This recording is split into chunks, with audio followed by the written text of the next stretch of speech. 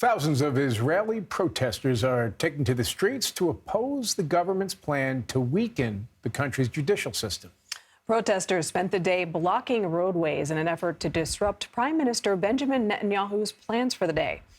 Those plans were unsuccessful as the prime minister made his way to a meeting with U.S. Defense Secretary Lloyd Austin.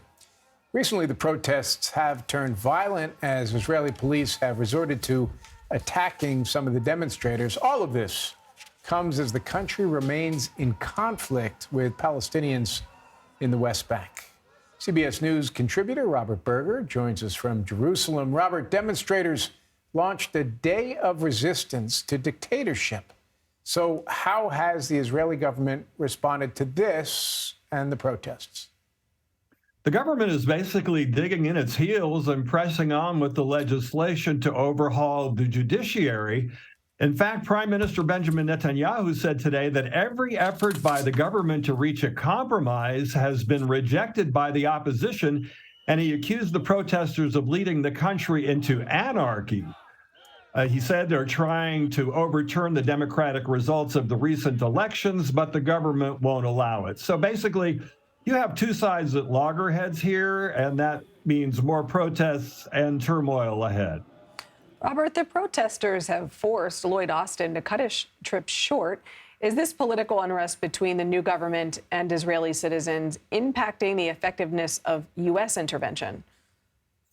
Well, Austin seemed to suggest that when he noted that the U.S. supports an independent judiciary, but he seemed equally concerned about the actions of the current government in the West Bank.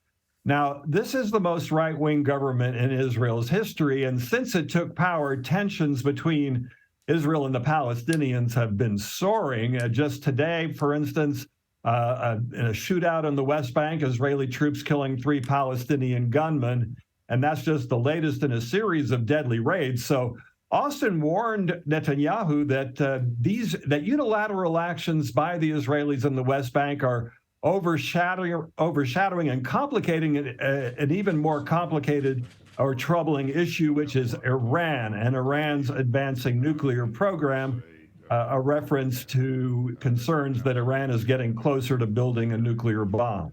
All right, so let me just follow up a little bit on those escalating tensions that you're talking about with Palestinians in the West Bank. There have been a lot of calls, international calls, to just tone it down.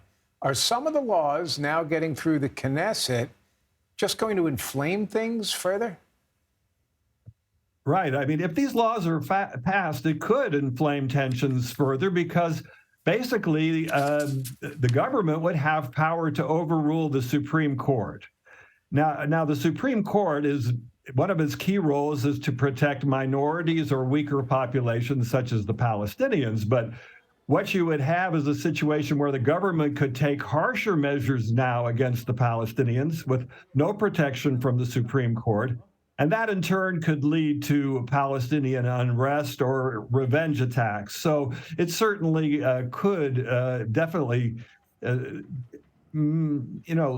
have simmering tensions boil over. Robert Berger reporting for us from Jerusalem. Thank you.